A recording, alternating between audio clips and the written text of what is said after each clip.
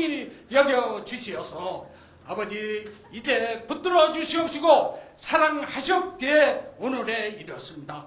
아버지 하나님, 먼저 이제 공의롭고 이지적인 판단으로 우리는 복음 선교국의 대열에 저희들을 선정하였습니다. 방방곡곡에 많은 선교사들이 나가 있지만은 그곳에 주의 능력의 보혈로 복음의 선교가 이룩되도록 은총을 베풀어 주시옵소서. 신이 창조하고 보니 너무나도 아름다워 삼천리 금수강산이라 한 이 땅에 57년 전에 하늘엔 피의 구름이 강물처럼 흘렀다.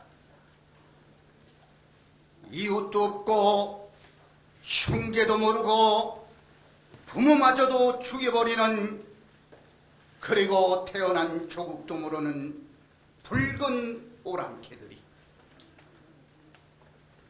총뿌리에서 뿜어져 나온 피의 구름이 강산을 피로 적셨다.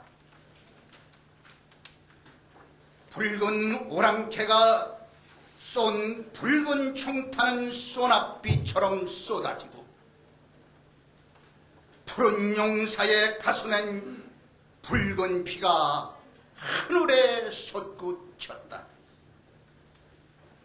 용사가 남긴 마지막 통곡의 소리, 어머니, 아버지, 형제들아, 아, 대한민국 만세, 만세, 만세. 그리고 갔다. 저 김일성아, 김정일아, 너희들은 아는가? 1천만의 이산가족들이 흘린 피와 눈물을,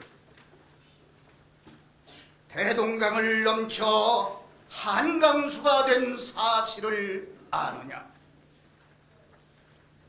너희들이 죽인 유엔군, 푸른 용사, 그리고 백성들, 너희들이 때려부신 가옥 찢어져온 3천의 생명들을,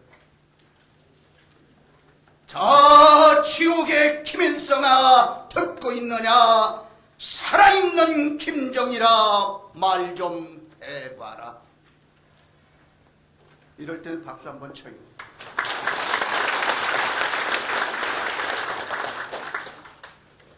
저 지옥의 김일성아, 듣고 있느냐? 살아있는 김정일아, 말 좀 해봐라. 용사들이여, 임들이 지킨 이 강산은 아직도 허리가 두 동강이 잘려 있지만, 임들이 가신 그때처럼 저 푸른 하늘 아래 꽃마다 향기 품고 노래 자랑하는 새들이 날고 있어. 임들이 뿌린 억만금보다 귀한 피는 세계 10대 큰 나라가 되었습니다. 임들이시여, 영전 앞에 저희들의 마음을 바칩니다. 임이시여, 내 조국의 임이시여, 마음 놓고 고이 잠드소서.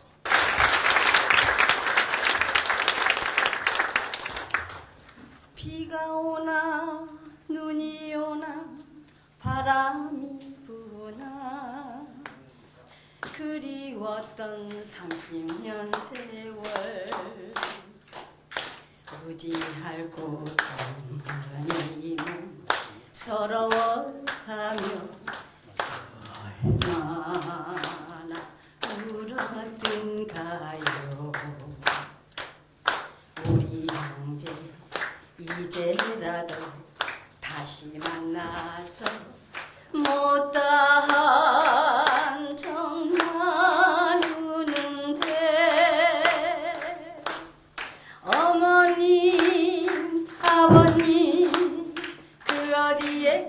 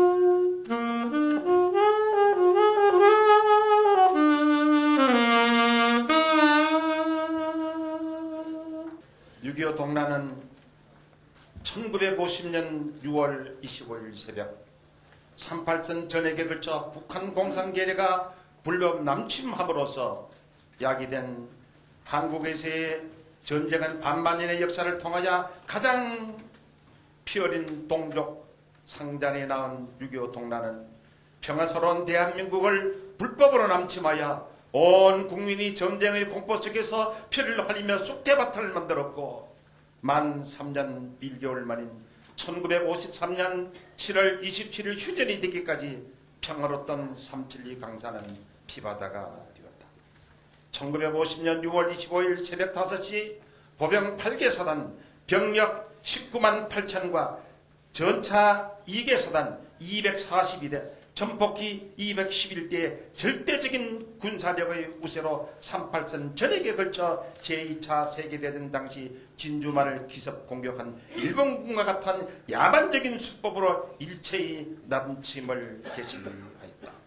이 당시 국군 병력은 겨우 보병 8개 사단 중대 38선 경비대에 또 충분하지 못한 채 겨우 4개 사단으로 경비를 담당하고 있었으며 그 나머지 병력과 경찰력으로 국내 시안과 공비 터벌에 임하고 있었던 형편입니다.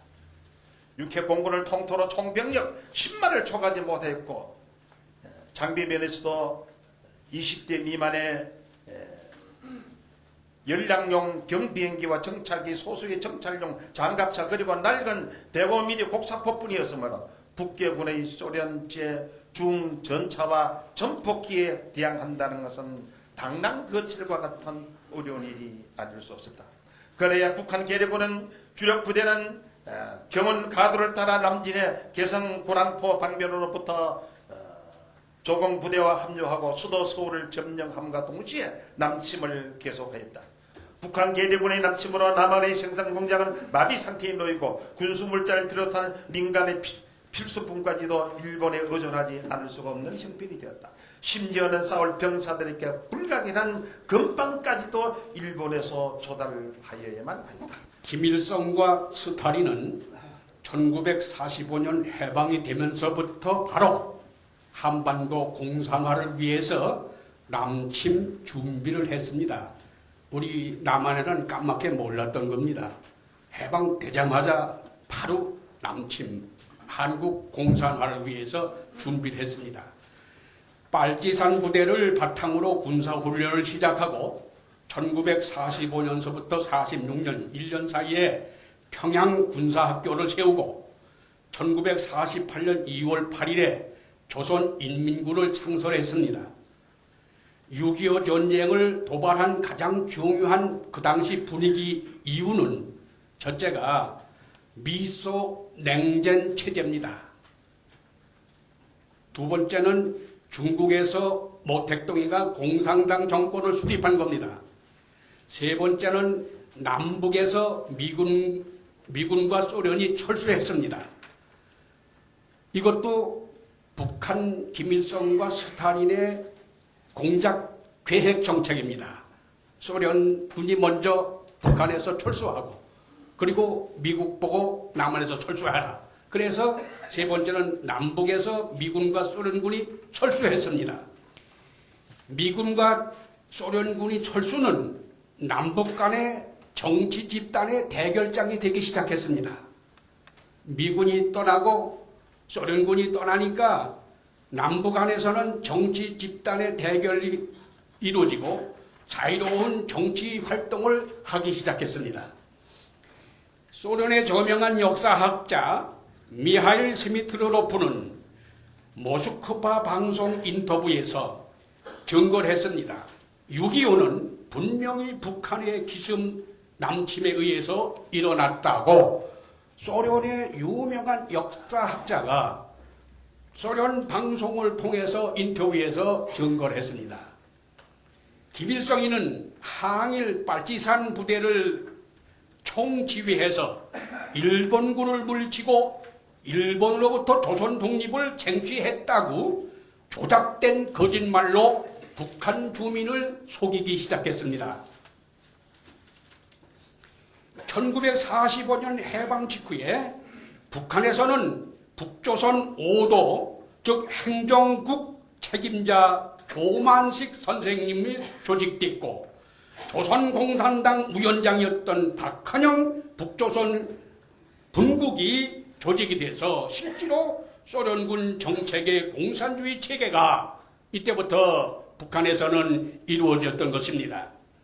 소련군 사령부는 1945년 10월 14일 평양에서 김일성 장군 환영 평양시 군중대회를 개최하고 김일성이를 처음으로 대중 앞에 등장시켜가지고 북한의 새 지도자로 부각시켰습니다. 김일성이는 그 소련 사령부에서 만들어준 연설문을 가지고 환영사를 했습니다.